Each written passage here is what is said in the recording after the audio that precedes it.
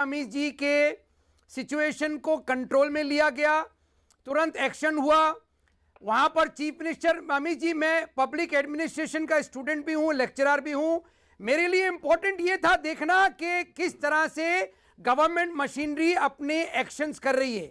केजरीवाल जी का जाके मिलना, इमीडिएटली होम मिनिस्टर से सिचुएशन का कंट्रोल में आना, हाई कोर्ट में अपील्स फाइल होना, हाई कोर्ट का उसमें सुनवाई करना, सुप्रीम कोर्ट को यह कहना कि हाई कोर्ट सुनवाई कर रही है, और सबसे ज्यादा इंपॉर्टेंट कि वहां के लोगों ने एक साथ में, हिंदू और मुसलमानों ने एक भीड़ इकट्ठा करके यह नारा दिया कि हमारी यूनिटी को कोई तोड़ नहीं सकता है। बिल्कुल आपकी बात ये सबसे ज्यादा इंपॉर्टेंट 2 दिनों में जो घटनाएं घटी, प्यार का संदेश जाना चाहिए, लेकिन ये नफरत का संदेश खड़ा किसने करा?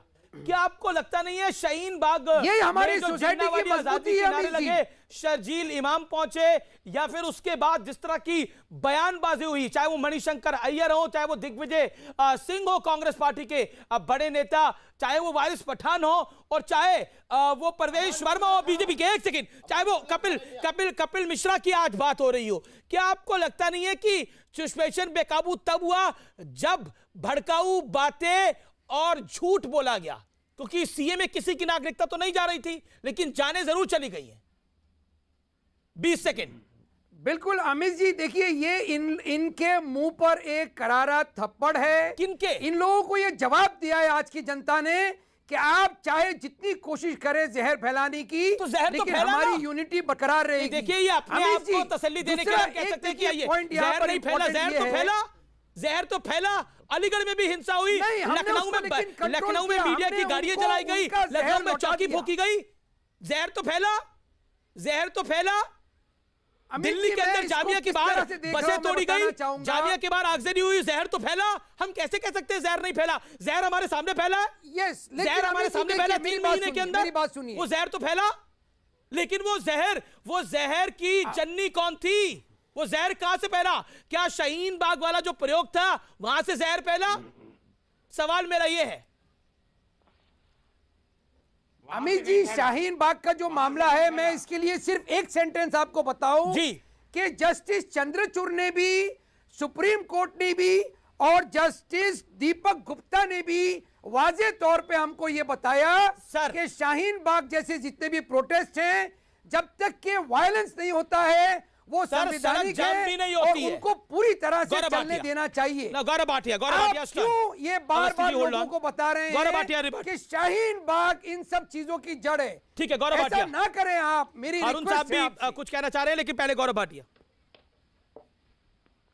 देखिए अमीर जी, मैं अपनी बात रखूं उससे पहले मेरी इतनी गुजारिश है, आपने एक तरफ की सोच जो है 5 पैनलिस्ट बुलाए हैं, दूसरी तरफ हम 2 लोग हैं, तो केवल और केवल थोड़ा समय दे देंगे तो हम अपनी बात रख पाएंगे और तथ्यों के साथ रख पाएंगे। आपने भी मुझे सर्टिफिकेट दे दिया है, वो कह रहे थे सैयद वकार वाले लोगों को ज्यादा बुलाता हूं। चलिए Gaurav Bhatia, I will take it as a compliment. नहीं, कोई बात नहीं, नहीं अमीर जी, मैं सर्टिफिकेट ना दूंगा ना लेता हूं। आप बहुत ही अच्छे पत्रकार हैं, मैं आपका सम्मान करता हूं, तभी आपके शो में बैठा हूं। लेकिन जो बात कही सैयद वकार जी ने, मैं उसको आगे बढ़ाता हूं। उन्होंने कहा कॉलर से पकड़ लेना चाहिए था, तो मैं भी कहूंगा जब वारिस पठान ने यह भड़काऊ बयान दिया कि 15 करोड़ हम 100 करोड़ हिंदुओं पे भारी हैं, तो कॉलर से पकड़ के घसीट के ओवैसी जी को मंच से उतार देना चाहिए था वारिस पठान को। यह एक मिसाल कायम होती। और दूसरा, अभी मैं सुन रहा था अतीकुर रहमान, देखिए इनका क्या है, ये उतना ही देखते हैं जितना इनकी सहूलियत होती है। जनता ने किसको थप्पड़ मारा था 303 सीटें देके? भाजपा को 303 सीटें दी ना, आप लोगों को थप्पड़ पड़ा। संसद में एक कानून पारित हुआ और अमीश जी 3 बार ये बात कह चुके हैं, नागरिकता तो किसी की भी नहीं गई।